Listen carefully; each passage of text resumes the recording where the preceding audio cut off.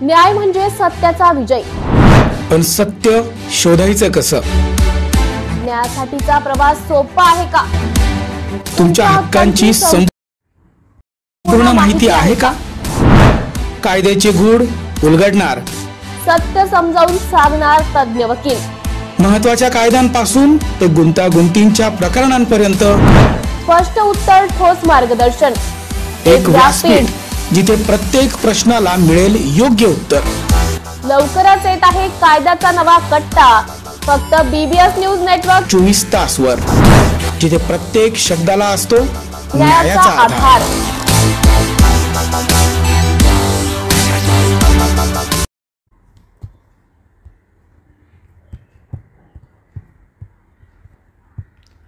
जालना जिल्ह्यात जिल्हा परिषद शाळेत विद्यार्थ्यांच्या जीवाशी खेळ। जालना जिल्ह्यातील भोकरदन तालुक्यातील पारद येथील जिल्हा परिषद शाळेत रात्रीला पाऊस पडल्यामुळे जिल्हा परिषद शाळेच्या प्रांगणामध्ये तळ्याचे स्वरूप आले। या तुंबलेल्या पाण्याला बाहेर जाण्यासाठी रस्ता नसल्याने शाळेच्या प्रांगणातच पाणी तुंबलेले आहे। मुलांसाठी जे शालेय पोषण आहार ज्या खोलीत बनवला जातो त्या खोलीला वरून 4 ते 5 पत्रे जीर्ण झाले आहेत आणि पत्र्याचे 3 ते 4 फुटांचा तुकडा पडलेला आहे। रात्री जो पाऊस झाला त्या पावसामुळे या खोलीमध्ये सर्व पाणी साचल्यामुळे खोलीत असलेले सर्व सामान खराब झालं आहे। आता तिथे विद्यार्थ्यांसाठी शालेय पोषण आहार बनवण्यात येणार आहे। कुठेतरी यामुळे विद्यार्थ्यांच्या जीवाशी खेळ होतो आहे। येत्या 4 ते 5 दिवसांमध्ये जर प्रांगणामध्ये तुम्हाला पाणी आणि शालेय पोषण आहारामध्ये असलेली खोली याचा बंदोबस्त केला नाही तर सामाजिक कार्यकर्ते सागर देशमुख जिल्हा परिषद शाळेत उपोषण करणार आहेत। जिल्हा परिषद प्रशाला पारद इथे जे तुंबलेलं गटार आहे तुम्ही सर्वजण पाहू शकता। काल जे रात्रीला एक पाऊस झाला आणि पावसाळ्यातला हा पारदमध्ये खरं तर हा पहिलाच पाऊस आहे आणि पाऊस पडल्यामुळे जे ते सर्व पडलेल्या पावसाचं पाणी असेल, येणारं गावातलं काही नाल्यांचं गटारीचं पाणी असेल, हे सगळं इथं पारदचं जे ग्राउंड आहे शाळेचं, ह्या शाळेच्या ग्राउंडला एक तळ्यासारखं स्वरूप आलेलं आहे आणि आपण बघताय आता इथे विद्यार्थ्यांना जे यावं लागत आहे हे सगळे विद्यार्थी पाण्यातून येऊ लागले आणि ह्या पाण्याला जाण्यासाठी कुठेही रस्ता नाही आहे। तर रस्ता नसल्यामुळं कदाचित आता हे पाणी जर बाहेर निघलं तर ठीक आहे, नाही निघालं तर उद्या ह्याच तुंबलेल्या पाण्याचं गटार तयार होणार आहे आणि गटार जर तयार झालं तर ह्या लहान मुलांच्या जीवाशी कुठेतरी खेळणं होऊन जाईल आणि आता बघितलं जर 2-3 दिवस पाणी जर गटार तुंबून राहिलं तरी पाणी हिरवं पिवळं होईल, त्याच्यावर डेंग्यू मच्छर होतील, मुलांना आजार उद्भवतील। त्यामुळं शासनानं तातडीनं या शालेय समिती असतील, जिल्हा परिषदच्या जे वरिष्ठ अधिकारी लोक असतील व गावातले जे राजकीय असतील, समाजकारणी असतील, यांना लवकरात लवकर या जिल्हा परिषद शाळेमध्ये एकदा यावं, एकदा बघावं आणि हे जे तळ्याचं जे स्वरूप आलेलं आहे, हे जे पाणी तुंबलेलं आहे, हे कोणाच्या तरी आपल्या लेकरांच्या जीवाशी खेळण्यासारखं आहे। त्यामुळे सर्वांना माझी कळकळीची विनंती आहे की ह्या पाण्याची व्यवस्था लवकरात लवकर करावी, अन्यथा जर ह्या पाण्याला जर काढण्याचा प्रयत्न नाही केला किंवा पाणी जर निघालं नाही तर 100% मुलं हे बिमार पडतील, आजारी होतील। त्याच्यामुळं आपली मराठी शाळा, मराठी अस्मिता टिकली पाहिजेत। त्यामुळे सर्वांना विनंती आहे, सर्व राजकारणी असतील, सर्व अधिकारी असतील, या शालेय समितीचे सर्व पदाधिकारी असतील, यांना कळकळीची विनंती आहे की जे पाणी तुंबलेलं आहे हे पाणी कसं काढतं हे बघावं, अन्यथा जर ह्या पाण्याला जर पाणी निघालं नाही तर येणाऱ्या 4 दिवसामध्ये मी इथे एक उपोषण करणार आहे। सर्वांना विनंती आहे की सर्वांनी सहकार्य करावं। नमस्कार नाशिककर, आज आपण आहोत ललित रुंठा ग्रुप यांच्या रुंठा फ्लोरेंजा या प्रोजेक्टला। तर हा प्रोजेक्ट आहे प्रीमियम लोकेशनला, म्हणजेच गोविंद नगर जवळ। या प्रोजेक्टमध्ये आपण 20हून अशा लक्झरियस अमेनिटीज दिलेल्या आहेत, जसे की वॉकिंग ट्रॅक, मल्टीपर्पज हॉल आणि यासारख्या भरपूर अशा युनिक अमेनिटीज। चला तर मग बघूया आपण आपला सॅम्पल फ्लॅट। तर हा आहे आपला प्रशस्त असा लिव्हिंग रूम आणि याला आपण सुंदर अशी बाल्कनी दिलेली आहे। हा आहे आपला डायनिंग टेबल। तर हा आहे आपला किचन एरिया आणि आपण इथे किचन चॉपिंग काउंटर वेगळं दिलेलं आहे। इथे आपण दिलेले आहेत किचन ट्रॉलीज आणि स्टोरेजसाठी आपण इकडे कॅबिनेट्स पण दिलेले आहे आणि प्लस आपण इथे युटिलिटी एरिया पण दिलेला आहे। हा आहे आपला चिल्ड्रन बेडरूम आणि याचं वैशिष्ट्य म्हणजे इथे आपण फोल्डेबल असा बेड दिलेला आहे। इथे आपण दिलेला आहे कॉमन वॉशरूम, ज्याला अटॅच आपण मिरर सुद्धा दिलेला आहे। हा आहे आपला मास्टर बेडरूम आणि ज्याला आपण अटॅच टॉयलेट आणि वॉशरूम दिलेला आहे। मग नाशिककर, कसा वाटला तुम्हाला आमचं सॅम्पल फ्लॅट? तुम्ही पण येताय ना आमचं सॅम्पल फ्लॅट बघायला?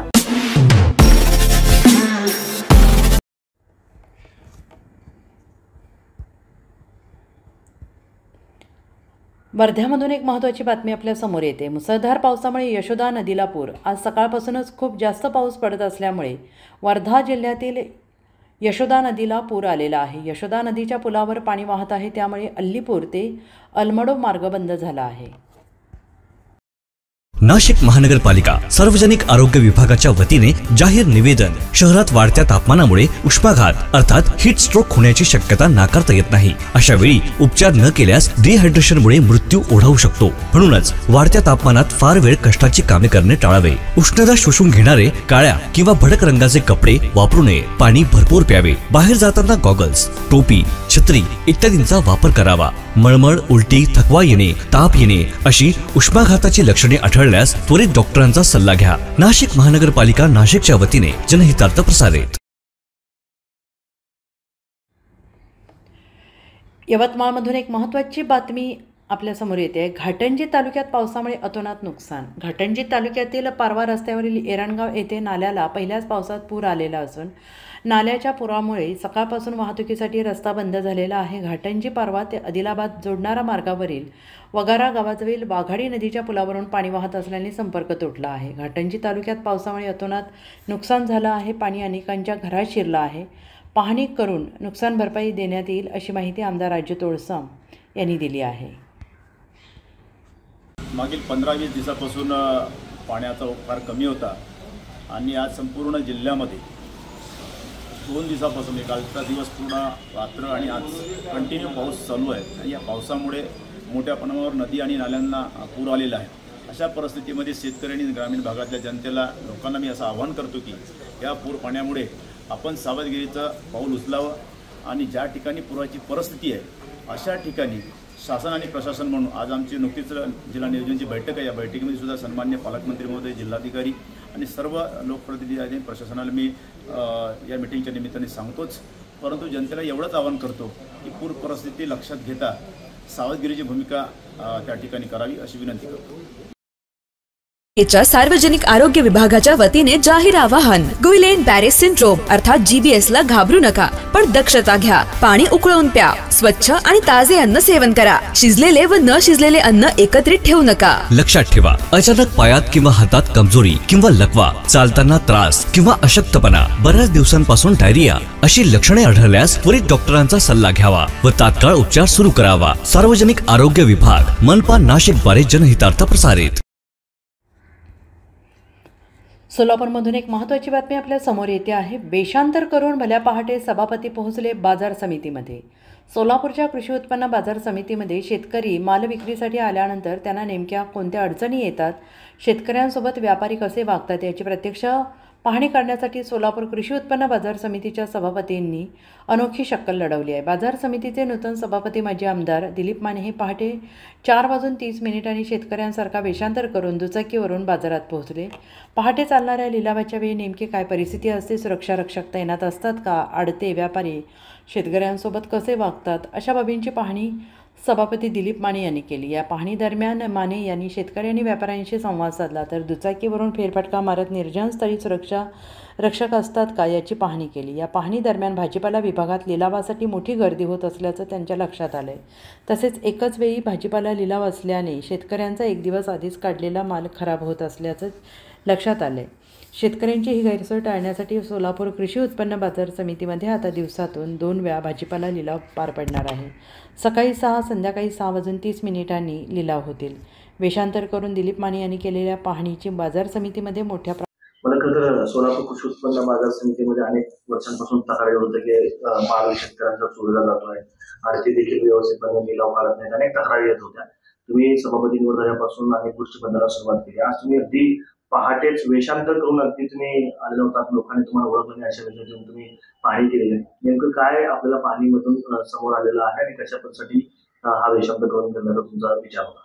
मी शेतकऱ्यांच्या मालाची चोरी होती ही सारखी ओरड आहेच आणि आम्ही सिक्युरिटी किंवा आमचे कर्मचारी यांना आम्ही सांगितलं होतं तुम्ही रोज पहाटे येऊन जात जावा, आणि ते पण येत होते. पण खरंच येतात का ते पाहणं माझं गरजेचं होतं आणि ते खरंच आले होते आणि चोरीवर 100% आळा बसलेला आता. दुसरी गोष्ट, आडते आमचे लिलाव काढत असतात, शेतकरी लांबून लांबून येत असतात, ती येत असताना ते कशा पद्धतीने लिलाव पद्धत करते, शेतकऱ्यांना काय गफलत करतात का, शेतकऱ्यांना काय फसवण्याचा प्रयत्न करतात का, असं मला बघावं वाटत होतं. पण मी बघितलं तर असं कुठलं दिसलेलं नाही. आपल्याला वाटतं की शेतकऱ्याच्या मालाला भाव मिळावा, शेतकऱ्याला चांगली वागणूक मिळावी. शेतकरी हा एका शेताचा मालक असतो. तो भाजीपाला मोटरसायकल आणतो, कशावर आणतो, म्हणतो का गरीब नाही, ते उपजीविकेचं त्यांचं साधन आहे. असं करत असताना त्याच्या मालाचं संरक्षण करणं, आडत्याला पण सांभाळणं, हे सगळं बाजार समितीचं सभापती म्हणून एक आमच्या संचालक मंडळाची एक जबाबदारी. एक जबाबदारीने आमच्यावर ही शेतकऱ्यांनी आम्हाला दिली, तर त्याचं चांगल्या पद्धतीनं आपण नियोजन करून शेतकऱ्या मालाला भाव मिळावा, शेतकऱ्याची चोरी रोखावी. आणि सारखे सारखे तेच ऐकण्यापेक्षा मी म्हणलं आपणच स्वतः जावं. त्यामुळं ह्या सगळ्या गोष्टी निदर्शनास आल्या. एक पाण्याचा थोडा प्रॉब्लेम आहे, काही वाहनाचा प्रॉब्लेम असतो. ते सगळे प्रश्न या सकाळच्या विजिटमधनं मला कळाले. हेच त्याचे एकमेव कारण होते की आपण गपचूप जाऊन भेटायला पाहिजे, म्हणून मी वेषांतर करून भेटलो आज. किती वाजता पहाटे तुम्ही आलेला होतात आणि काय काय तुम्हाला निदर्शनास आलेलं आहे? मी बरोबर पहाटे 4:30 वाजता आलो होतो आणि एका इथं आल्यावर बघितलं मी की माझं आमच्या संचालक मंडळाचं सगळ्याचं एक आम्ही लोकांपुढे घेऊन गेलो होतो की आपण शेतकऱ्याला न्याय देण्याचा प्रयत्न करायला पाहिजे. आणि नक्कीच माझा मागच्या 10-15 वर्ष मी बाजार समितीत असल्यामुळे शेतकऱ्याला, व्यापाऱ्यांना, आडत्यांना सगळ्यांना माहीत आहे मी कशा पद्धतीनं काम करतो. ते सगळेजण अतिशय चांगल्या पद्धतीने कामकाज चालू होतं आणि इतकी प्रचंड गर्दी असती की सकाळी आमच्या आया बहिणी येतात, शेतकरी येतात, त्यांना म्हणजे बसायला उठायला सुद्धा जागा नसते. सकाळच्या वेळेला तेवढे 4:30-5 जर आले तर 5,000-10,000 लोक असतात. म्हणून आज आल्याबरोबर मी निर्णय घेतला की भाजीपाल्याचा लिलाव असतो ते रोज सकाळी 6ला असतो. आम्ही निर्णय घेतला की त्यांच्या अध्यक्षांना मी बोलवलं, त्यांच्याशी चर्चा केली. म्हणून आम्ही आता 2 वेळा लिलाव काढायचं ठरवलं. आदल्या दिवशी 6:30ला, सकाळी 6ला. म्हणजे असं पाहणीमध्ये थोडे माणसाला वाटतं की बाबा आपण काय तर मार्ग काढायला पाहिजे. त्यातनं हा मार्ग निघाला आणि परवाच्या दिवसापासून म्हणजे गुरुवारपासून रोज संध्याकाळी 6:30ला आणि सकाळी 6ला लिलाव होणार.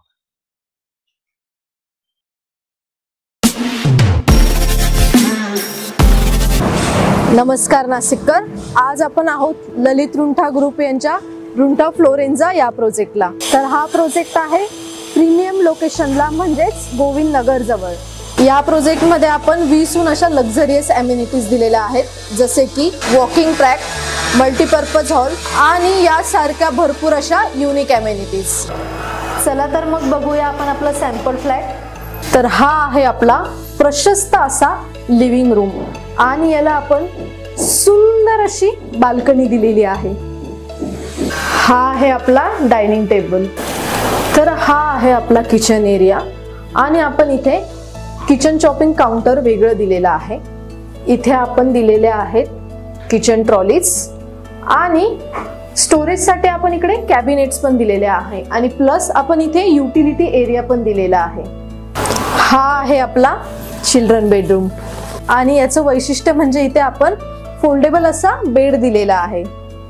इथे आपण दिलेला आहे कॉमन वॉशरूम, ज्याला अटॅच आपण मिरर सुद्धा दिलेला आहे. हा आहे आपला मास्टर बेडरूम आणि ज्याला आपण अटॅच टॉयलेट आणि वॉशरूम दिलेला आहे. मग नाशिककर, कसा वाटला तुम्हाला आमचं सॅम्पल फ्लॅट? तुम्ही पण येताय ना आमचं सॅम्पल फ्लॅट बघायला?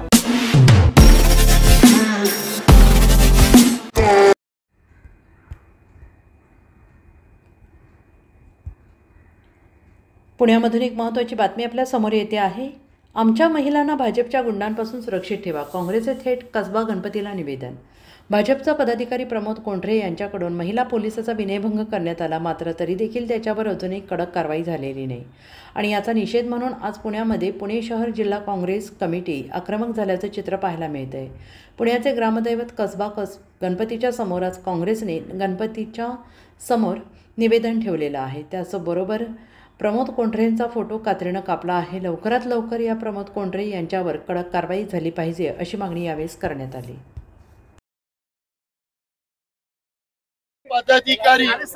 महिला पदाधिकारी असताना भारतीय जनता पक्षाचे सरचिटणीस असतील हे तिचा विनयभंग करतात आणि पोलिस त्याला 48 तास त्या महिला पदाधिकारीला सांगतात की तू गुन्हा दाखल करू नको आणि नंतर तिच्या दबावाखाली गुन्हा दाखल करावा लागतो. गुन्हा दाखल करून सुद्धा असतो मोकाट फिरतोय आणि त्या सरचिटणीसची ही पहिली वेळ नाही, ही दुसरी वेळ आहे. दुसरी वेळ एका महिलेचा विनयभंग करण्याची. जर भारतीय जनता पक्ष आपल्या पक्षामध्ये अशी लोक ठेवणार असतील आणि जरी मोकाट फिरणार असतील तर तुमच्या आमच्या आई बहिणी सुरक्षित आहेत का? यांचा एक योगेश कदम म्हणून अजून ओमकार कदम म्हणून महानगरपालिकेमधले एका महिला अधिकारीला म्हणतो कपडे फाड असतो तुला मार. दुसरे एका वर्दीमध्ये असणारे जर पोलीस अधिकारी महिला पोलीस अधिकारी जर सुरक्षित नसतील तर या पुणेशहर कोणत्या जागेला चालले? तुम्ही पाकिटमार असेल गुन्हेगार असेल त्याची वरात काढत काढत तुम्ही नेता. ह्याला आतापर्यंत का सोडलं? हे जर तुमच्या आई बहिणीवर झालं असतं तर तुम्ही आतापर्यंत कारवाई केली असती का नसती केली? हा प्रश्न आमच्या समोर आहे. आम्ही विचार केला पोलीस आयुक्तांना निवेदन द्या, आम्ही विचार केला कलेक्टरला निवेदन द्या, विचार केला मंत्र्यांना निवेदन द्या, पण ते कुठलीही कारवाई करत नाही. हातबलून आज आम्ही गणपती बाप्पा समोर आलो, निवेदन त्यांना देणार आहोत की सुबुद्धी दे आणि आमच्या आया बहिणीवरचं विघ्न जे आलेलं आहे हे मोकाट पिसाळलेले कुत्री जी सुटलेली आहेत त्यांना आवरा. यासाठी निवेदन कसबा गणपतीकडे देण्यात येतोय. आपण माझं परत एकदा विनंती आपल्या मार्फत पुणेकरांना माझी विनंती आहे की हे जे असे पदाधिकारी यांना सुरक्षा देणारे जे काही पदाधिकारी असेल यांच्या दारामध्ये तुमच्या दारामध्ये त्यांना उभं करू नका, सहन करू नका, आवाज उचला.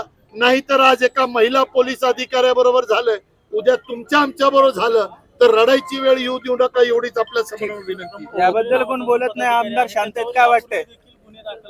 दुसरा गुन्हा आहे, पहिला गुन्हा सुद्धा त्याला असाच वाचवला गेला. आता तर त्याची एवढी हिंमत वाढली की वर्दीमध्ये असणाऱ्या महिला पोलीस अधिकाऱ्याचा विनयभंग करतो. दुसरा तुमचा महानगरपालिकेमध्ये ती हातबल होते आणि कमिशनर त्याच्यावर काही कारवाई करत नाही. शेवटी ती महिला आयोगाकडे जाते, आपली बदनामी होऊ नये म्हणून नाईलाजास्तोवर त्याला महानगरपालिकेमध्ये बंदी करतात. त्याच वेळेला गुन्हा का नाही दाखल केला, का नाही अटक केला? पुढचं मी तुम्हाला सांगतो. यांना फरसखाना पोलीस स्टेशनला बोलवलं, तिथं त्याला समजवण्यात आलं, चहा पाजण्यात आला. अरे एका महिला पोलीस अधिकाऱ्याचा विनयभंग होतो, तुम्ही त्याला बोला. अरे फटके देत आणला पाहिजे होता त्याला. तुम्ही दुसरे सामान्य नागरिक असता तर ह्याच पद्धतीने तुम्ही त्याला वागवला असता का? म्हणून परत आमचं विनय की त्याला अटक केली पाहिजे, कडक कारवाई केली पाहिजे आणि ज्या अधिकाऱ्यांनी विलंब लावला त्या आयुक्तांपासून खालपर्यंत सर्वांवर कारवाई झाली पाहिजे. ठीक आहे, कारण आता आयुक्त कमिशनच्यावर आमचा विश्वास उडालेला आहे. त्यांच्याकडे अनेक निवेदन देऊ. तिसऱ्यांदा दुसऱ्यांदा जर तोच पदाधिकारी जर विनयभंग करतो तर त्याची हिंमत कशी वाढते? जर अधिकाऱ्यांनी कर्तव्य दक्ष राहिला असता तर कदापि हिंमत वाढली नसती. म्हणून नाईलाज असतो. आता आम्ही गणपती बाप्पाकडे निवेदन देतो. पोलीस पत्नीचा गणवेश परिधान करून पतीने अनेकांना गंडवले. तोतिया पोलिसाला नाशिक शहर पोलिसांनी केली अटक. पोलीस अधिकाऱ्याच्या पत्नीचे गणवेश परिधान करून नाशिक शहरासह अनेक ठिकाणी फसवणूक करणाऱ्या बनावट पोलिसाला तोतिया पोलिसाला अखेर 9 महिन्यानंतर नाशिक गुन्हे शाखेच्या पथकाने अटक केली. सागर दिगंबर पवार असे संशयिताचे नाव असून त्याच्यावर विविध गुन्ह्यांमध्ये कारवाई झालेली आहे. तोतिया पोलीस अधिकारी असल्याची बतावणी करून उपनिरीक्षक पत्नीचा वर्दीचा वापर करत होता. या माध्यमातून त्याने अनेकांना गंडा घातला आहे. पोलीस पत्नीच्या गणवेशाचा वापर करून तो स्वतः उपनिरीक्षक असल्याचं भासवत होता. 9 महिन्यांपासून सागर पवार हा फरार होता. अखेर त्याच्या मुसक्या आवळण्यासाठी पोलिसांनी तांत्रिक विश्लेषणाचा आधार घेत सापळा रचून पथकाने संशयित सागरला शिताफीने अटक केली. पत्नीच्या पोलीस गणवेशाचा वापर, पोलीस असल्याचं भासवत महिलांची फसवणूक, पोलिसांत ओळख सांगून विविध ठिकाणी फिरणं, विविध पोलीस ठाण्यांमध्ये गुन्हे दाखल, नोकरी गुन्हेगारी प्रकरणात मदत करण्याचं आमिष, पोलिसांच्या वर्दीचा गैरवापर करून पोलीस यंत्रणेचा गैरवापर, पोलीस असल्याचं भासून ओळख लपवत राहणे. पोलीस स्टेशन येथे महिला फिर्यादी यांनी दिलेल्या तक्रारीवरून मागील 9 महिन्यापूर्वी 580/2024 कलम 204, 205, 115(2), 352, 351 कंसात 3 याप्रमाणे गुन्हा दाखल झाला होता. सदर गुन्ह्यामध्ये सागर विष्णू पवार हे गुन्हा घडल्यापासून फरार होते. सदर आरोपी शोधण्याबाबत मान्य वरिष्ठांनी आम्हाला आदेश दिले होते. त्या अनुषंगाने गुन्हे शाखा युनिट 2चे पोलीस अधिकारी व अंमलदार सदर पाहिजे आरोपीचा शोध घेत असताना गुप्त बातमीदारामार्फत बातमी मिळालेल्या बातमीवरून सागर विष्णू पवार राहणार कमोद नगर इंद्रानगर नाशिक यांना ताब्यात घेण्यात आलेले आहे आणि पुढील कारवाईसाठी अंबड पोलीस स्टेशनच्या ताब्यात देण्यात आलेले आहे. धुळ्यामधून एक महत्त्वाची बातमी आपल्या समोर येते आहे. इंदोरच्या दिशेने जाणाऱ्या खासगी बसने भर रस्त्यात अचानक पेट घेतला आहे. मुंबई आग्रा महामार्गावर आज सकाळी एक खासगी प्रवासी बस अचानक पेटल्याची धक्कादायक घटना देवभाणे परिसरात घडलेली आहे. मुंबईहून इंदोरच्या दिशेने निघालेली ही बस महामार्गावरून जात असताना अचानक एका टायरला आग लागली आणि क्षणात संपूर्ण बसने पेट घेतला. सुदैवाने चालकाच्या प्रसंगवदनामुळे मोठा अनर्थ टळलेला आहे. टायर पेटल्याचं लक्षात येतं चालकाने प्रसंगाचं गांभीर्य ओळखून बस तात्काळ रस्त्याच्या कडेला थांबवली आणि संपूर्ण प्रवाशांना खाली उतरवलं. त्यामुळे कोणतीही जीवितहानी झालेली नाही. या घटनेची माहिती मिळताच अग्निशमन दलाच्या गाड्या तातडीनं घटनास्थळी दाखल झालेल्या असून जवानांकडून आग आटोक्यात आणण्याचे प्रयत्न सुरू आहेत. सदर घटनेमुळे महामार्गावरील वाहतूक काही काळ विस्कळीत झाली होती. या प्रकरणी अधिक चौकशी सुरू असून बस पेटण्यामागचे नेमके कारण समजू शकलेलं नाही. तुम्हारा नाम बताओ. जावेद. ट्रैवल्स का नाम बताओ. Dolphin travels. कहाँ से कहाँ निकले ट्रैवल्स? बम्बई से इंदौर. क्या हुआ? पीछे धुआं होगा, कुछ आया साथ में कुछ भी हुआ होगा नीचे, तो धुआं आया तो गाड़ी साइड में लगाया तो थोड़ा आग जैसा लगा तो फिर उसको वो बुझाने का था, उससे बुझाया फिर भी नहीं बुझा. फिर पैसेंजर को सबको बाहर निकाला तो उसके बाद फिर आग लगा. आग किसकी वजह से लगी क्या मालूम? अब ये कुछ नहीं, इलेक्ट्रॉनिक गाड़ी है तो नीचे कुछ शॉर्ट सर्किट हुआ है या क्या हुआ. कितने बजे सुबह? 6-7 बजे. पैसेंजर थे 33.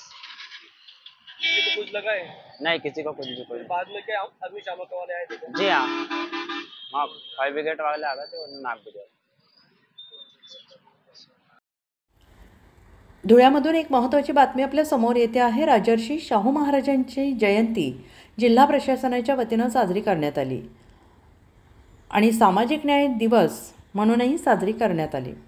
आरक्षणाचे जनक छत्रपती राजर्षी शाहू महाराजांच्या जयंती दिनानिमित्ताने धुळे जिल्हा प्रशासनाच्या वतीनं सामाजिक न्याय दिनाचं आयोजन करण्यात आलेलं होतं आणि यावेळी धुळे शहरातील विविध शाळांनी देखील या उपक्रमात उत्साहाने भाग घेतला. यावेळी धुळे जिल्हाधिकारी कार्यालयाच्या आवारात संविधानाच्या प्रतीचं वाचन करण्यात आलं. त्यानंतर वाजत गाजत समता दिंडीचं देखील आयोजन करण्यात आलं.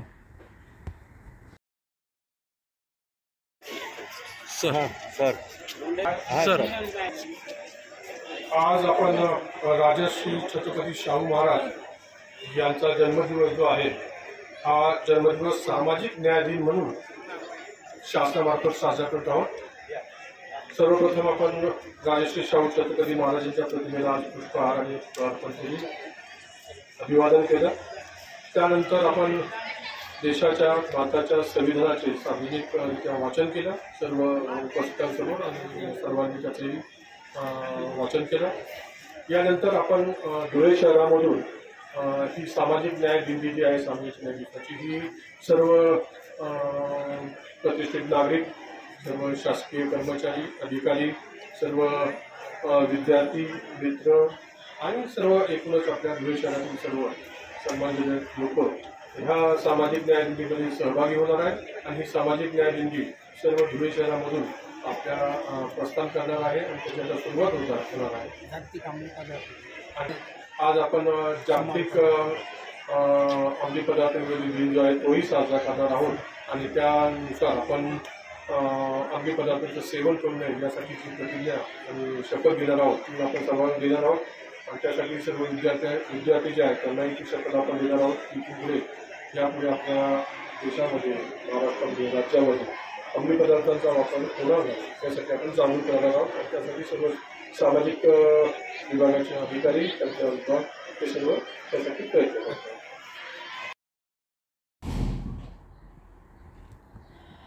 रत्नागिरीमधून एक महत्त्वाची बातमी आपल्या समोर येते आहे. भास्कर जाधवांचं स्टेटस चर्चेत. भास्कर जाधवांचा व्हॉट्सॲप स्टेटस चर्चेत. गेले काही दिवस भास्कर जाधव आपल्या पक्ष नेतृत्वावर नाराज आहेत. आपल्या पक्षातच त्यांची अडचण झालेली पाहायला मिळते. त्यातच त्यांचं व्हॉट्सॲपला ठेवलेलं आत्ताचं स्टेटस. दिव्याला तेल तेव्हाच घातलं पाहिजे जेव्हा तो जळत असतो, पण तो विझल्यानंतर तेल घालून काही उपयोग नाही.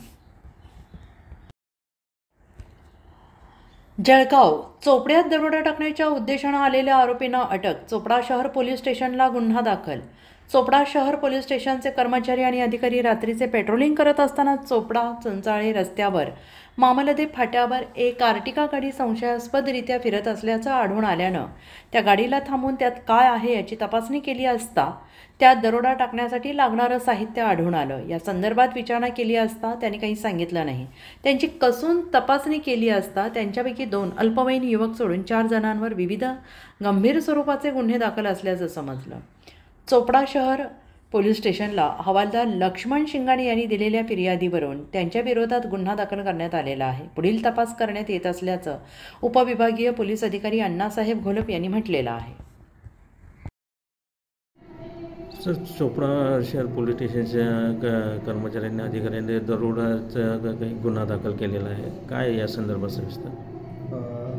काल रात्री साधारण 11 वाजताच्या सुमाराला चोपडा शहरमध्ये जे पोलीस आहे पेट्रोलिंगवर असताना एक इर्टिका गाडी महाबंदे फाट्यापासून सुनसाळे रोडला त्या बाजूला येताना दिसली. त्यांना त्या गाडीचा थोडा संशय आला. त्या गाडीमध्ये 4-5 तरुण मुलं होती. त्यांनी गाडी थांबवली. गाडी थांबून ते कोण आहेत त्याच्याबद्दल चौकशी केली. तर त्या गाडीमध्ये एक तुषार झेंडे, विनोद पवार, सुनील जाधव, राहुल यादव, श्लोक सोनार आणि रोहन अपनापुरे अशी साधारण 25 ते 30 वयोगटातली ही मुलं आहेत.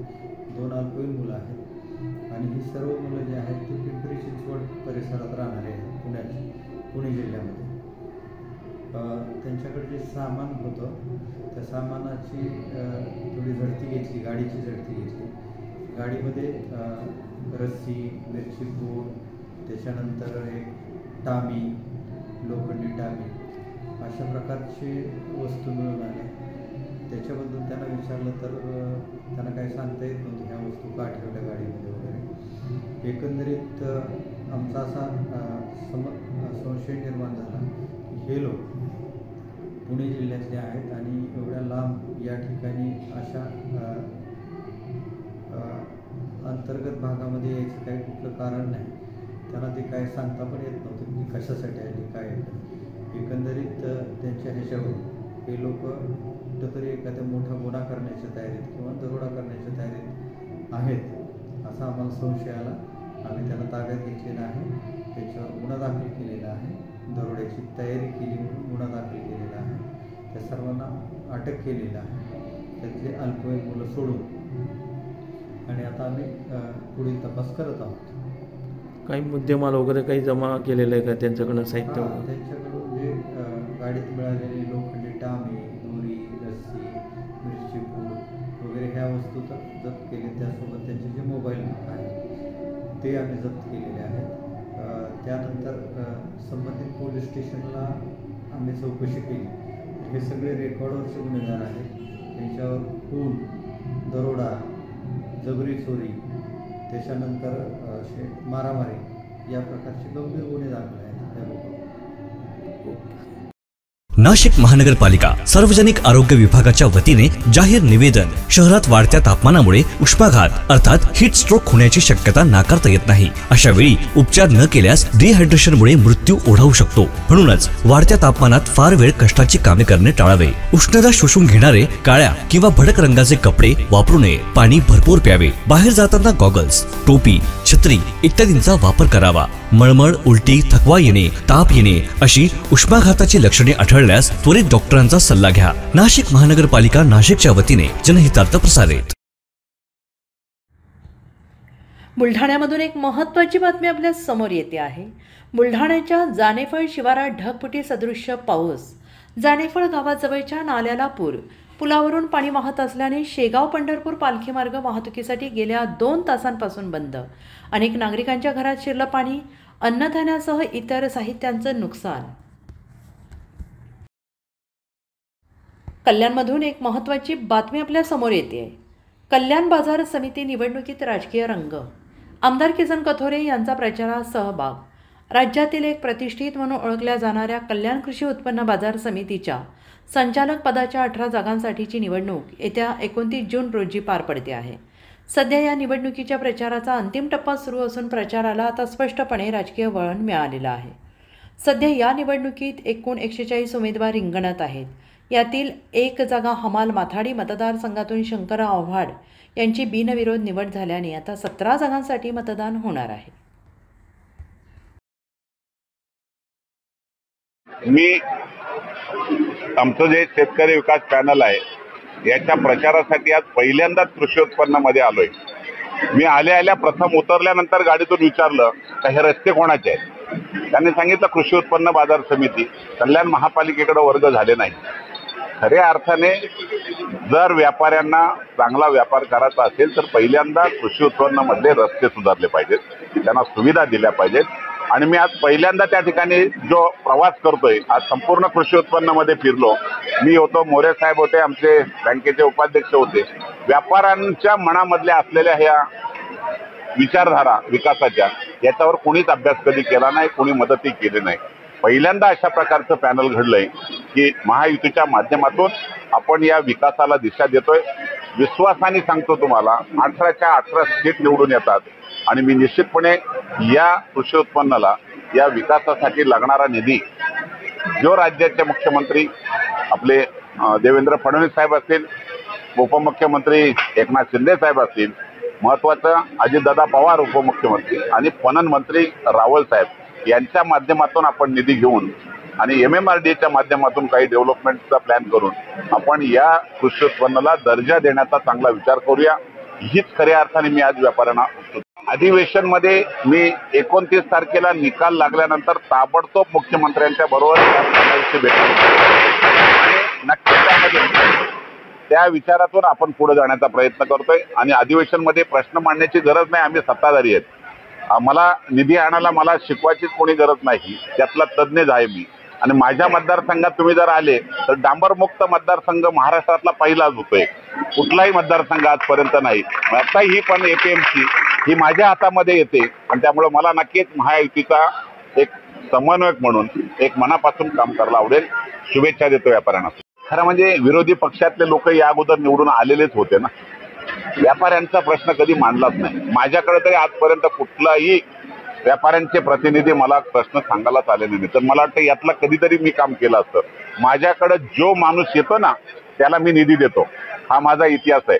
मी माझा मतदारसंघ बघत नाही, महाराष्ट्रात कुठेही पण निधी द्यायला मी तयार असतो. त्याला कारण आहे, एक विचारपूर्वक आपण लोकांची, जनतेची सेवा केली पाहिजे आणि तोच विचार आता APMCच्या बाबतीत लागेल. समोर कोणी राहिलंच नाही, महायुतीशिवाय आता राहिलंच नाही काही. तिन्ही नेतृत्व आमचे मजबूत आहेत, त्याच्यामुळं वन साईड सगळं चाललेलं आहे. त्यामुळं तर 100% APMC महायुतीचे होते. बुलढाण्यामधून एक महत्त्वाची बातमी आपल्या समोर येते. बुलढाणा वैद्यकीय महाविद्यालयात निम्म्यापेक्षा अधिक वैद्यकीय शिक्षकांची पदे रिक्त. NMC कडून नोटीस. गेल्या वर्षभरापूर्वी सुरू झालेल्या बुलढाण्याच्या शासकीय वैद्यकीय महाविद्यालयामध्ये राष्ट्रीय आयुर्विज्ञान आयोगाच्या मानकानुसार वैद्यकीय शिक्षकांची 85 पदे मंजूर आहेत. मात्र त्यापैकी केवळ 32 शिक्षक उपलब्ध आहेत आणि म्हणजे निम्म्यापेक्षा अधिक शिक्षकांची पदे रिक्त असून शस्त्रक्रियाचे प्रमाण अत्यल्प असल्याच्या त्रुटी काढत बुलढाण्यात वैद्यकीय महाविद्यालयाला राष्ट्रीय आयुर्विज्ञान आयोगाकडून कारणे दाखवा नोटीस बजावण्यात आलेली आहे. बुलढाण्यातील शासकीय वैद्यकीय महाविद्यालयामध्ये पहिल्या वर्षासाठी 100 विद्यार्थी शिक्षण घेत आहेत. यामध्ये NMC कडून अनेक त्रुटी काढण्यात आलेल्या आहेत. त्यामुळे या त्रुटी किमान दुसऱ्या वर्षात पूर्ण होतात का हे पाहणं महत्त्वाचं ठरणार आहे.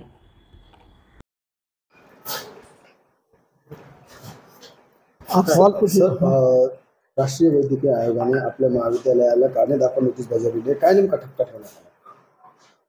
राष्ट्रीय आयुर्विज्ञान आयोग म्हणजेच NMC यांनी शासकीय वैद्यकीय महाविद्यालय बुलढाणा यांना काही बाबीमध्ये आपल्याकडे त्रुटी आहेत असं एक शो कॉज नोटीस, कारणे दाखवा नोटीस बजावली होती. त्याच्यामध्ये मुख्यतः वैद्यकीय शिक्षकांची कमतरता, त्यांची कमी हजेरी आणि मुलांच्या शिक्षणाकरता डेड बॉडींची संख्या कमी असणे, हॉस्पिटलमध्ये ऑपरेशन थिएटरची संख्या, तसेच ऑपरेशनची संख्या, तपासण्यांची संख्या कमी असणे हे मुद्दे अधोरेखित केले होते. त्याच्यामध्ये बेड ऑक्युपन्सी रेट म्हणजे रुग्णालयामध्ये लोक भरती किती असतात याच्यावरही थोडंसं त्यांना आकड्याविषयी शंका होती. त्यामध्ये आपण सुरुवातीला जिल्हास्तरीय रुग्णालयामधले बेड ऑक्युपन्सी दाखवण्याची राहून गेली होती. त्यामुळे ते निदर्शनास आणल्यामुळे आपली बेड ऑक्युपन्सी त्यांना अपेक्षित मानकामध्ये पूर्ण बसते. शिवाय बाकीची जे आहे ऑपरेशनची संख्या ती आपल्या जवळपास पोहोचत आहे. त्यामध्ये आता वैद्यकीय महाविद्यालयातील शिक्षकांची संख्या वाढल्यानंतर ऑपरेशनची संख्या वाढेल आणि ही त्रुटी पूर्ण करता येईल. बाकी डेड बॉडीज मिळवण्यासाठी आम्ही प्रयत्न करत आहोत.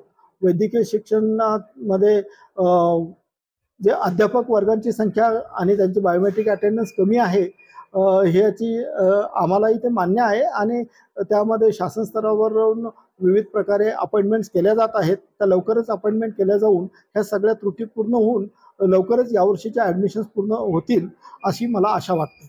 आपल्या इथे किती पदे मंजूर आहेत आणि किती सध्या काय? राष्ट्रीय आयुर्विज्ञान आयोग म्हणजे NMCच्या मानकानुसार 100 विद्यार्थी प्रवेश क्षमतेसाठी 85 म्हणजे शिक्षकांची गरज असते. त्याच्यामध्ये आपल्याकडे जवळपास एक 32 शिक्षक सध्या उपलब्ध आहेत आणि बाकी शिक्षकांसाठीची भरती प्रक्रिया सुरू आहे. लवकरच आपण उपलब्ध इलिजिबल जे शिक्षक आहेत त्यांची नेमणुका करून आपलं कॉलेज परिपूर्णरित्या सुरू राहील याच्यासाठी पूर्ण प्रयत्न करणार आहोत. सेकंड इयरची सध्या ॲडमिशन सुरू होत आहे, त्या बाबतीत कशी तयारी आहे? यासाठी आपले जे काही सेकंड इयरसाठी लागणारे विभाग आहेत त्यांच्यासाठी लॅबॉरेटरीजची उभारणी सुरू आहे आणि फर्स्ट इयरचे जी परीक्षा आहे ती सप्टेंबरमध्ये आहे. ती परीक्षा झाल्यानंतरच ते विद्यार्थी सेकंड इयरला जाणार आहे. त्यामुळे आपल्याकडे बाकीच्या जे काही थोड्या बहुत त्रुटी आहेत किंवा कमतरता ज्या बाकी आहेत त्या पूर्ण करण्यासाठी वेळ उपलब्ध आहे. जळगाव जिल्ह्यातून एक महत्त्वाची बातमी आपल्या समोर येते आहे. 2 पिकअप गाड्यांमध्ये 19 गोवंश अवैधरित्या वाहतूक करणाऱ्यांवर पोलिसांची कारवाई. अडावद पोलीस स्टेशनचे हद्दीमध्ये वरडी फाट्याजवळ 2 पिकअप गाड्यांमधून गोवंश अवैधरित्या वाहतूक केली जात असल्याची गोरक्षकांनी अडावद पोलीस स्टेशनला माहिती दिली आणि यावरून वरडी फाट्याजवळ 2 पिकअप गाड्या, एका गाडीत 11, दुसऱ्या गाडीत 8 असे गोवंश अवैधरित्या वाहतूक केली जात होती. वाहन चालकांनी वाहन सोडून फरार झालेले आहेत. दोन्ही गाड्यातील 19 गोवंश गोशाळेत रवाना करण्यात आलेले आहे. वाहनांवरून वाहन कोणाचं आहे याचा तपास करण्यात येतो आहे. अडावद पोलीस स्टेशनला गुन्हा दाखल करण्यात आला असल्याचं उपविभागीय पोलीस अधिकारी अण्णासाहेब घोलप यांनी म्हटलं आहे. गोवंशाची वाहतूक करत असताना पकडलेले आहेत. गोरक्षकांनी इन्फॉर्मेशन दिलेली होती त्याप्रमाणे त्या पकडलेल्या आहेत. एका पिकअपमध्ये 11 जनावरं आणि दुसऱ्या पिकअपमध्ये साधारण 9 जनावरं अशी त्याच्यामध्ये होती. 1 लाखाच्या आसपास प्रत्येक पिकअपमध्ये जनावर आणि पिकअपची किंमत साधारण 3.5 लाख असे दोन्ही कारवायात मिळून 9 लाखाचा मुद्देमाल जप्त करण्यात आलेला आहे. त्याच्यावरचे जे चालक होते ते गाडी थांबवून पळून गेलेले आहेत. पण पिकअपचे नंबर आहेत. हे पिकअप साधारण यावल बाजूकडे जात होते. तर आता गुन्हे दाखल झालेले आहेत. जनावरं जी आहेत ती गोशाळेमध्ये जमा करण्यात आलेली आहेत आणि ते पुण्याचे कोण लोक होते ते हे गोवंशाची तस्करी करणारे त्याचा तपास अडावदचे पोलीस अधिकारी घेतील. कल्याणमधून एक महत्त्वाची बातमी आपल्या समोर येते. KDMCच्या BSUP प्रकल्पातील घर वाटपात अनियमितता या प्रकरणाची चौकशी करू अतिरिक्त आयुक्त योगेश गोडसे यांचे आश्वासन. KDMCच्या BSUP प्रकल्पातील घर वाटपात अनियमितता, प्रकल्पबाधित जावेद जाफरी यांचा आरोप. या प्रकरणाची चौकशी करण्याचे अतिरिक्त आयुक्त योगेश गोडसे यांचे आश्वासन. लोगों की आपका नाम बताइए, क्या बोलना है आपका? हाँ मेरा नाम जावेद जाफरी है, सैयद गुलाम जावेद जाफरी। हमको उमरडा में रूम दिए गए थे, तो इसके पहले दिए गए थे उमरडा में, तो हम लोग ने शिफ्टिंग का इधर मांगे थे कि हमको कचौरा में शिफ्टिंग दी जाए। तो आज वो शिफ्टिंग का ये लोग ने मुहूर्त निकाले और आज इधर शिफ्टिंग को हमको कल ये बताया गया फ़ोन पे कि 43 लोगों की या 44 लोगों की शिफ्टिंग होने वाली है। और लेकिन जब इधर डब्बे में लॉट्स गिराए गए तो इसके अंदर सिर्फ हमारे को 34 से 35 लोगों के इधर चिट्ठी उठे, बाकी का चिट्ठी। और हम लोग जब लिस्ट मांग रहे उनसे कि कितने लोगों को दिए अभी तक, तो उसका कोई डिटेल्स वो दे रहे नहीं है। बिल्डिंग 2 सेलेक्ट किए गए थे कचौरा में, 1 नंबर बिल्डिंग और 7 नंबर बिल्डिंग, लेकिन 7 नंबर बिल्डिंग में सिर्फ 4 ही फ्लैट बांटे ये लोग ने, 4 से 5। और ये हमारे को आज की जो भी इधर हुई वो लिस्ट देने के लिए साहब लोग हमारे को तैयार नहीं है। हम इधर खड़े हैं कि बाबा आज जितने भी अलाउट हुए हैं ये बॉक्स में वो चिट्ठी निकाले, वो हमारे को लिस्ट दो। तो हम लोग इधर हमको खड़ा करके गए कि हाँ तुम्हारे को लिस्ट देते, लेकिन वो सब ऑफिस में निकल के चले गए। और हमारा ये आरोप है कि बाबा हमको लिस्ट दे दी जाए ना, जो भी आज तुमने दिए हैं इधर। और हमारे जो उमरडा के ओरिजिनल अलॉटमेंट है वो लोग ने अभी लेके रख लिए। अब बोले हैं कि 4 से 5 बजे आते और हम लोग तुम्हारे को देते, लेकिन हमारे को शक है कि जब तुमने 43 लोगों को बोले थे कि इसके लॉट्स उड़ेंगे इधर, तो वो इसके अंदर सिर्फ 35 से 36 चिट्ठी डाले, बाकी के चिट्ठी क्या तुमने ऑफिस में बुला के दिए क्या वो लोग को डायरेक्ट? तो हमारा ये क्लेम है।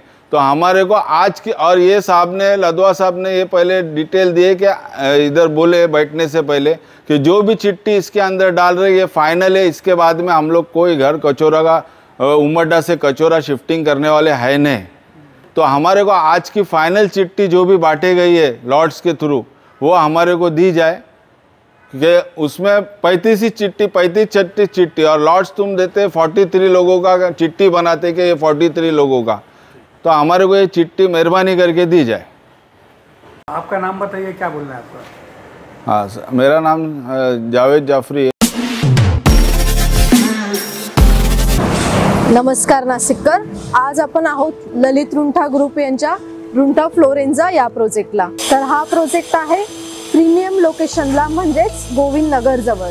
या प्रोजेक्ट मध्ये आपण 20हून अशा लक्झरियस अम्युनिटीज दिलेल्या आहेत, जसे की वॉकिंग ट्रॅक, मल्टीपर्पज हॉल आणि यासारख्या भरपूर अशा युनिक अम्युनिटीज।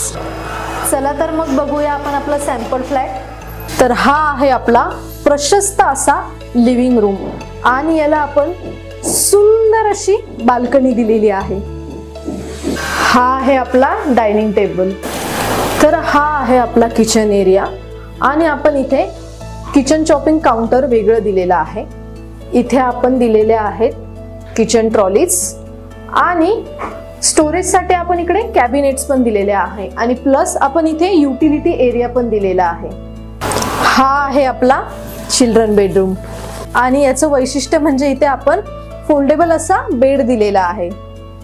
इथे आपण दिलेला आहे कॉमन वॉशरूम, ज्याला अटॅच आपण मिरर सुद्धा दिलेला आहे। हा आहे आपला मास्टर बेडरूम आणि ज्याला आपण अटॅच टॉयलेट आणि वॉशरूम दिलेला आहे। मग नाशिककर, कसा वाटला तुम्हाला आमचं सॅम्पल फ्लॅट? तुम्ही पण येताय ना आमचं सॅम्पल फ्लॅट बघायला?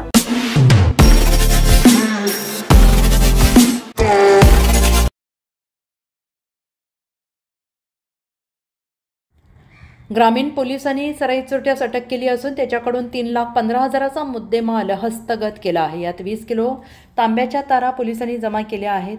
स्थानिक गुन्हे शाखेचे वरिष्ठ पोलीस निरीक्षक रवींद्र मगर यांनी या चोरीच्या गुन्ह्याचा आढावा उघडकीस आणण्यासाठी मार्गदर्शन केलं होतं।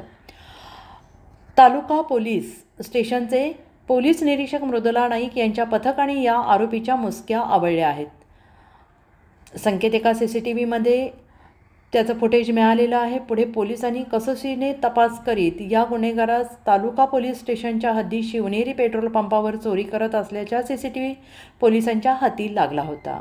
या अनुषंगाने पोलीस निरीक्षक मृदुला नाईक यांच्या पथकाने सापळा रचून संशयिताला अटक केली आहे। वाईट रहीम खाते, वय वर्ष 20, महाकाली चौक 4 नंबर गेट, पवननगर, सिडको। तर दुसरा संकेत विधी संघर्षित बालक जीवन लहानू वडितके, राहणार नाशिक रोड, याला पोलिसांनी ताब्यात घेतलेला आहे। त्याच्याकडून 3,15,000 एवढा मुद्देमाल हस्तगत करण्यात पोलीस यशस्वी झाले आहेत। चार्जिंग पॉईंट केबल चोरी करणार एक मोठं रॅकेट नाशिकमध्ये कार्यरत असून या रॅकेटचा पर्दाफाश पोलीस करणार आहेत आणि ही कारवाई नाशिक ग्रामीण पोलीस दलाचे पोलीस अधीक्षक बाळासाहेब पाटील, अप्पर पोलीस अधीक्षक आदित्य मिरखेलकर, विभागीय पोलीस अधिकारी वासुदेव देसले, वरिष्ठ पोलीस निरीक्षक गणेश शाखा, रवींद्र मगर यांच्या सूचनेप्रमाणे नाशिक तालुका पोलीस स्टेशनचे प्रभारी मृदुला नाईक साहेब, पोलीस निरीक्षक दिलीप खेडकर, पोलीस हवालदार वाजे, गायकवाड, पानझडे, मराठे यांच्या पथकाने ही कारवाई केली आहे. नाशिक तालुका पोलीस स्टेशनच्या हद्दीमध्ये विल्लोळी या ठिकाणी शिवनेरी पेट्रोल पंपावर केबल वायर जे आहेत त्या कट करून त्याची चोरी करताना त्याबाबतचा गुन्हा दाखल करण्यात आलेला होता.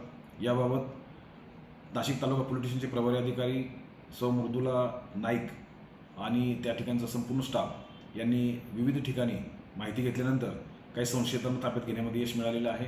हे सातपूर भागात राहणारे आरोपी आहेत.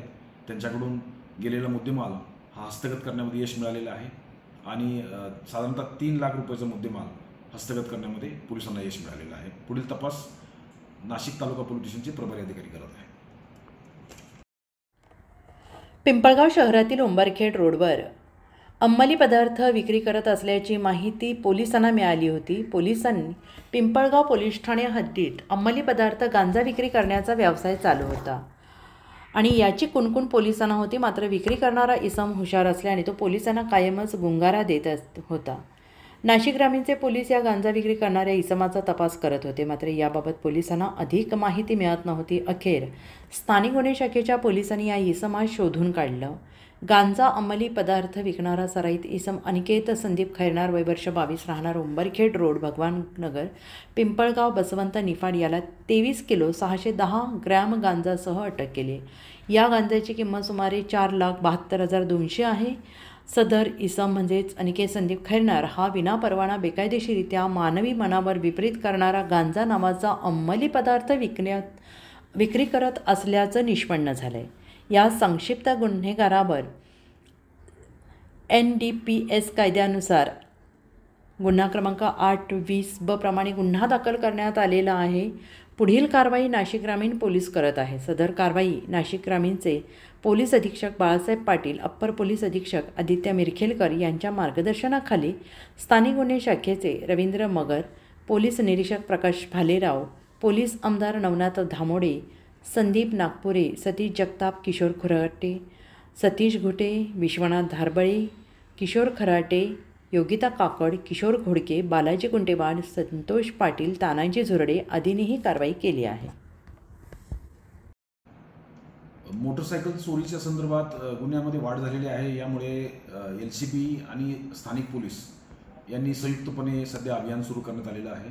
याच्या अंतर्गतच मालेगाव तालुक्यातील सोयगाव या ठिकाणी काही संशयित मोटरसायकल विक्री करण्यासाठी येणार आहे अशी माहिती मिळाल्यानंतर LCBने या बाबतीमध्ये ट्रॅप लावून 3 लोकांना अरेस्ट केलेले आहे. त्यामध्ये संदीप सोमनाथ वाघ, पवन निवृत्ती कदम आणि एक अल्पवयीन मुलगा आहे. यांना ताब्यात घेतल्यानंतर त्यांच्याकडून जवळजवळ 11 मोटरसायकली मिळवण्यामध्ये यश मिळालेलं आहे. या विविध ठिकाणी याच्याबाबतचे गुन्हे दाखल करण्यात आलेले आहेत. LCB याबाबतचा पुढील तपास करत आहे आणि आणखी काही गुन्हे त्यांच्याकडून उघडकीस होण्याची शक्यता आहे.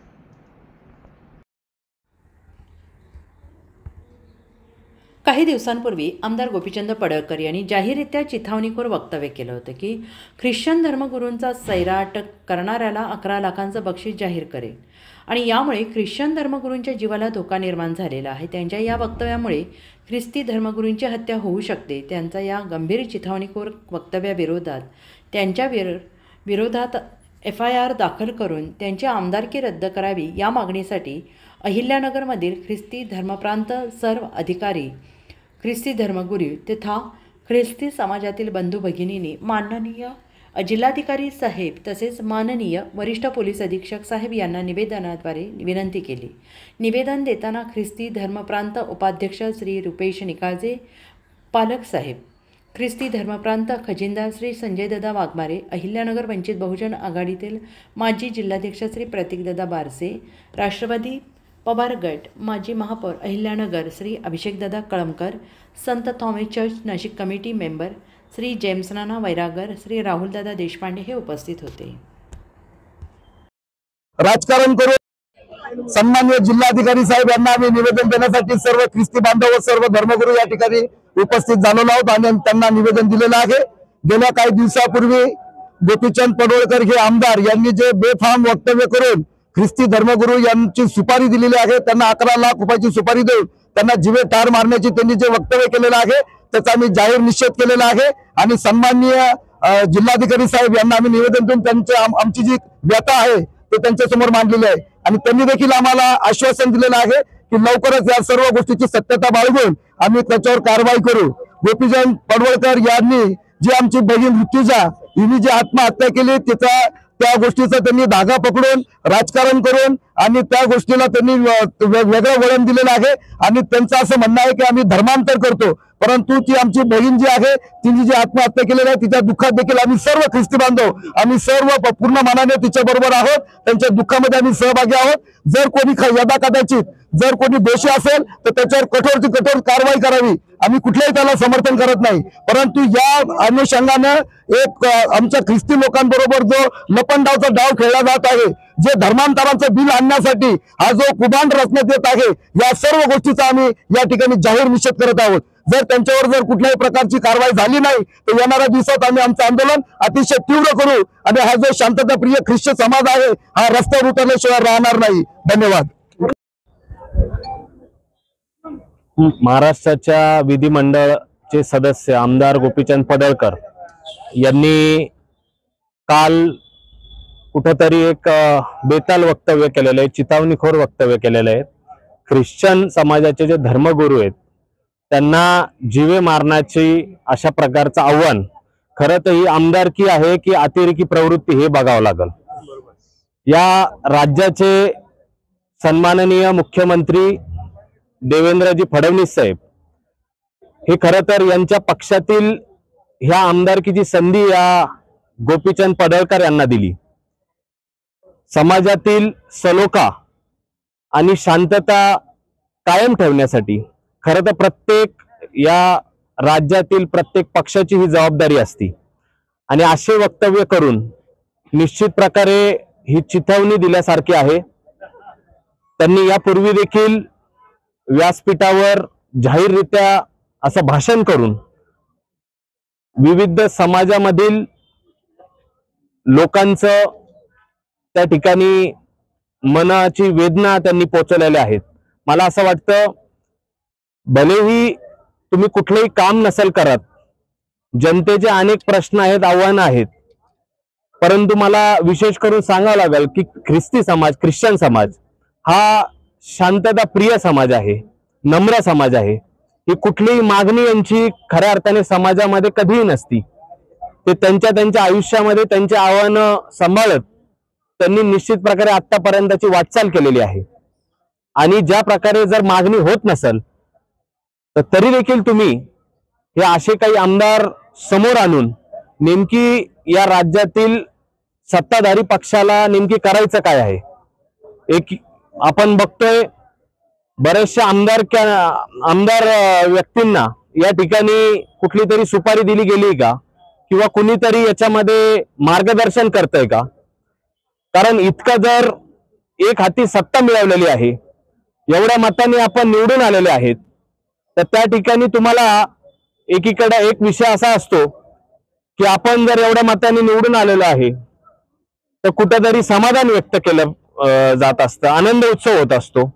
लोकांचे प्रश्न सोडवण्याचं आव्हान सांभाळून त्या ठिकाणी आपण चांगलं काम करून दाखवावं अजून, अशा प्रकारची स्थिती असती.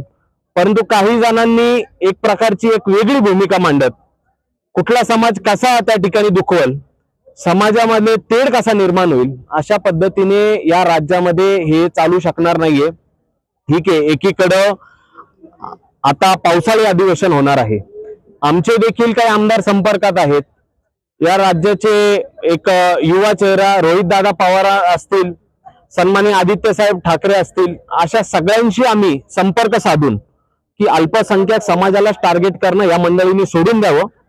नाही तर गोपी असेल किंवा टोपी असेल, हे जर की एक संयम असतो आता हे धर्मगुरू इथं बाजूला आहेत, यांच्या समोर असं बोललेलं आक्रमक भाषा चालणार नाही, मी माफी इच्छितो. परंतु साहेब, समाजामध्ये देखील आमचे तरुण पोरं कुठंतरी यांचा संयम असतं. तर यांची पण गाड्या ह्या आमदार लोकांच्या कुठे ना कुठे जातात, इथं नगरमधून जातात. यांनी जरा तोंड सांभाळून बोलावं. राज्याच्या सन्माननीय मुख्यमंत्री साहेब, दोन्ही उपमुख्यमंत्री साहेब, ते अजितदादा असतील, एकनाथबाई शिंदे असतील, यांनी सगळ्यांनी याच्यावर कुठंतरी नियंत्रण ठेवलं पाहिजे यांना. कारण तुमचं जर हे ऐकत नसतील आत्ताचे आलेले आमदार, तर त्याच्यामध्ये तुमचं उपमुख्यमंत्री म्हणून किंवा मुख्यमंत्री म्हणून मी एक लहान कार्यकर्ता आहे, परंतु आपल्या देखील नेतृत्वावर शंका निर्माण होती. अशा परिस्थितीमध्ये आम्ही ख्रिस्ती समाजाच्या वतीने मी परत एकदा एक नम्र विनंती करतो, कारण नम्रता ही एकदा दोनदा दाखवण्याचं काम केलं जाईल.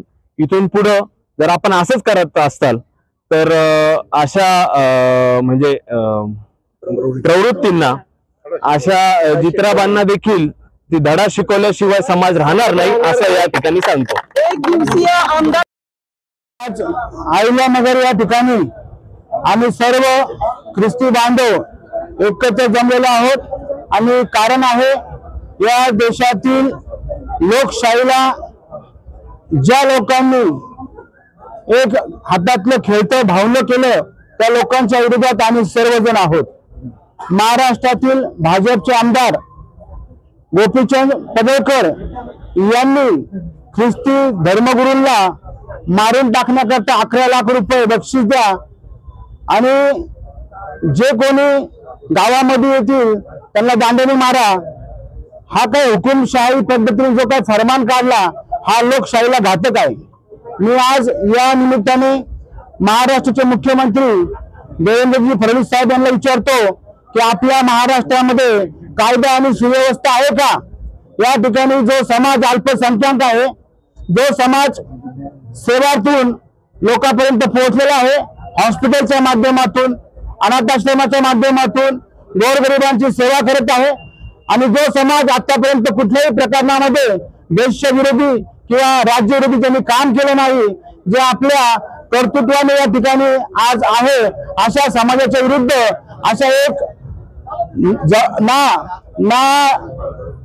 म्हणजे नाईलाज असतो, आम्हाला त्याचं नाव घ्यावं लागतंय, गोपीचंद पडळकर यांचं, की यांनी ज्या प्रकारे या समाजाची युद्ध जी बडबड बाहेर काढली, ती कुठल्या अनुषंगाने काढली, त्यांच्याकडे काय मोजमाप आहे, आणि आम्ही जर ख्रिस्ती धर्म परिवर्तन करतो तर असा त्यांचा किती आकडा आहे, हा त्यांनी आमच्या समोर आणावा, जेणेकरून या देशामध्ये असे फसवणूक करणारे आमदार, ते हिंदुत्ववादी जे आपल्या मतानुसार ते समाजाला भडकवतात आणि समाजामध्ये वाद निर्माण करतात, अशा आमदाराच्या विरुद्ध आम्ही आज या ठिकाणी आहोत. त्यांनी आमच्या धर्मगुरूला मारण्याचा जो कट केला आहे, इथून पुढे जर कुठल्या धर्मगुरूवर हल्ला झाला आणि जर त्यामध्ये जीव गेला तर या सर्वांचे जबाबदार गोपीनाथ पडळकर राहतील, याची आपण नोंद घ्यावी.